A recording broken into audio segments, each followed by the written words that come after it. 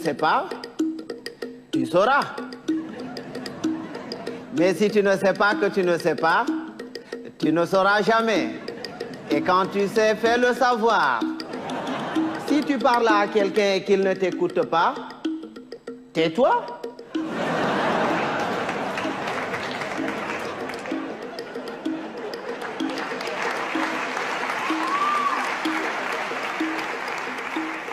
Écoute-le.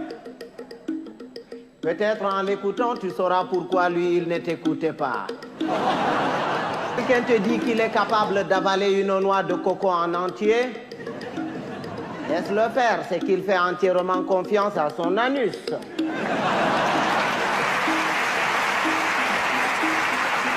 Les femmes, c'est exactement comme le café. Au départ, ça excite, après, ça énerve.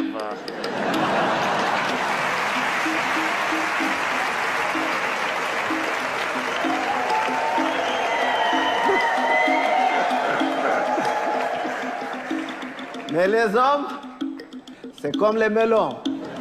Il faut en avoir tâté plusieurs pour tomber sur les bons. Ça suffit, parce que quand tu es bon une fois, tu es bon et c'est bon.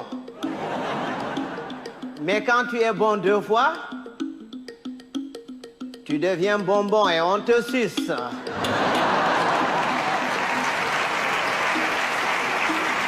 Celui qui connaît et qui vit dans le confort du bien-être et continue à s'en délecter. Bienheureux aussi, celui-là qui continue à mener paisiblement sa vie dans l'ignorance totale du confort du bien-être et de son existence. Bipé Adama en Potankal, les humains sont pareils, blancs, noirs, rouges, jaunes, riches, pauvres, croyants, athées. Il existe quelque part en chacun d'entre nous un petit coin qui sent mauvais. Qui se vaincu, alors que ce qui est vaincu n'est pas convaincu. Quand Dieu a créé, il a d'abord créé les sages, les humains et les cons. Il a pris les sages qu'il a mélangés parmi les sages parmi les humains et les sages parmi les cons. Il a ensuite pris les humains qu'il a mélangés parmi les humains parmi les humains et les humains parmi les cons. Il a enfin pris les cons qu'il a mélangés parmi les sages, les cons parmi les humains et les cons parmi les cons. Et c'est quand les cons se retrouvent parmi les cons et qu'il leur revient la décision de décider que c'est la catastrophe.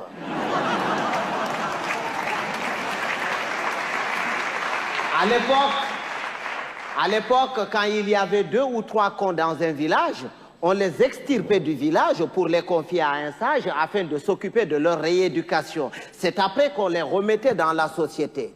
Mais aujourd'hui, s'il fallait sortir tous les cons, certaines villes et certains villages se verraient vidés de toutes leurs substances humaines sans qu'on ait réussi à vider tous les cons.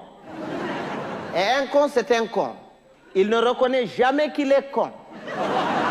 Pour lui, c'est l'autre qui est toujours con. C'est son voisin qui est con. Lui, non.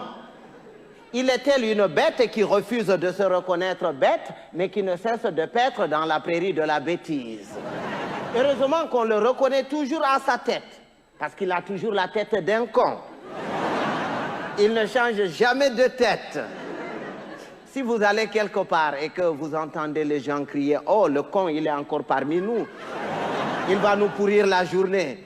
Si vous faites le tour de tout le monde pour repérer ce con en vain, ce n'est pas la peine d'aller le chercher plus loin.